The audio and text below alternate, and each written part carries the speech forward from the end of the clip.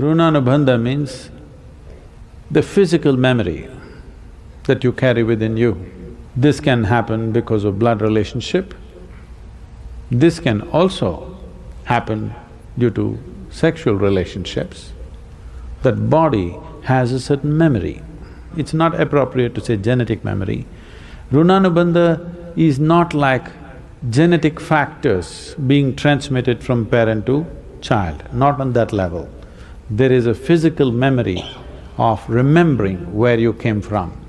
Not necessarily in terms of tone of your skin, shape of your nose, how you're built, your race, not that. It is just that if you just as much as hold somebody's hand, you will develop Runanubandha. This is why in India if you come, people will do like this. They don't want to do that. We will love you like this. And there are many things, they won't give certain substances. Nobody will give salt to you or will receive salt from you. If you try to give them salt, you'll say, keep it here. They don't want to take it from your hands. The till or the sesame seeds, they won't take it from you. Certain types of soils, nobody will receive it from you. If you want to give soil to somebody, any kind of soil, there are rituals where soil is given, always you keep it down, I'll pick it from there. Never take it from somebody's hands, because you will develop Runanubandha. Because the culture is constantly conscious of not building bondage, to keep the bondage of life to the minimal extent, only to the extent it's necessary, because you're working towards your liberation. Because of that, this awareness and these sensitivities have come. So the body remembers any kind of intimacy, not only with another physical body, any kind of intimacy even with any physical substance, it remembers. Certain types of substances are more capable of doing this, certain other types are less. So, for this here in the temple they're doing klesha nashana. Have you been through it, anybody? The fire wash. That is, if you're not getting cleaned with a regular shower, we're burning you out. So what klesha nashana is a way of burning various types of physical memories that we have picked up, not necessarily because of relationships, just by contact, just by coming in touch with so many things. People, situations, atmospheres, so many things, this body picks up memory. Physical memory, beyond a certain point that what you pick up, will cause a certain level of confusion. Confusion, not here, this confusion is a different thing, that is something you have earned.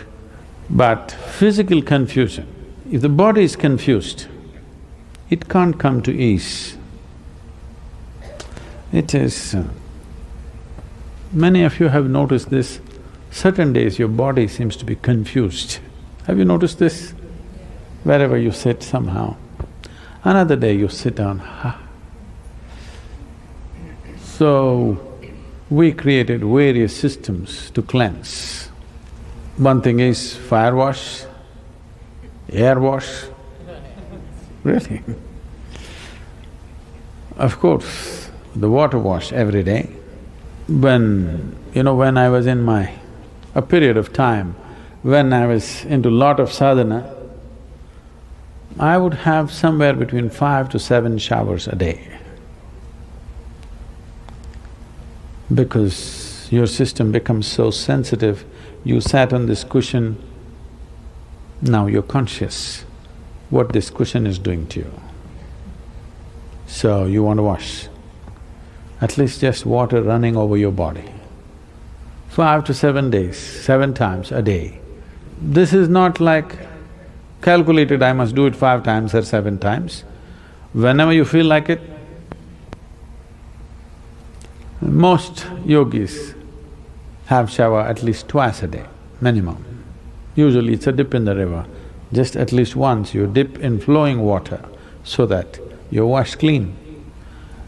And during the shift of southern hemisphere to northern hemisphere, which is right now, and again from north to south in June, July, these times the winds are strong in tropical country, or at least in India. In the Indian subcontinent, the winds are strong.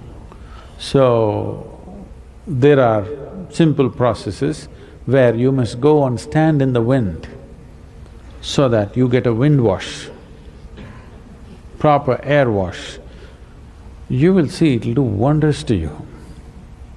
You try this, when there is a strong breeze, just wear something loose and just simply stand there for half an hour, being conscious of this with your eyes closed, both this way and from the back. You get enough breeze flowing over you, you come back into your house and you feel like, so much lighter and better. You don't know this probably. All the sannyasis, all the sadhus and sannyasis always use very fine sieved mud, red earth to color their clothes. Entire ashram is painted like this because it's just soil we used, okay? Soil with a certain… a certain adhesive sticks like paint. And all buildings in the ashram were painted like this. And all sadhus, sannyasis, those who are on spiritual path, wash their clothes with red earth, filtered earth, with that they wash, so that's why that color, that's how it's come. So either you must wash separately or every time you must coat it with some soil material so that the runanubandha, the only runanubandha that you hold is with the earth, not with people around you, not with things around you, just with the planet. That is okay, because if you wear clothes, because the word soil here is used differently, if you wear soiled clothes no, not like that. Dipped in red earth, if you wear these clothes, in some way it is a reminder for the body as to where it comes from and where it'll go. So, those who are on the spiritual path always use clothes which have been dipped in filtered red earth. You won't see it, it doesn't feel like it, but actually the very color, actually the white clothes turn into mud color because it's been constantly washed with filtered earth. So washing runanubandha is… one way of doing it is you have a mud bath. So existentially, when physical memory overlaps upon itself, it will cause a physical level of confusion, which will bring a certain level of discomfort, lack of exuberance, lack of involvement with anything, that you become a veteran when you're living. You must be a veteran of life after you're done with it. Before you're done with it, you shouldn't become a veteran, isn't it? But that will happen to you. That means in some way, because of overlapping memory, you become less alive to everything around you. That's what we concerned about, that you're becoming less alive.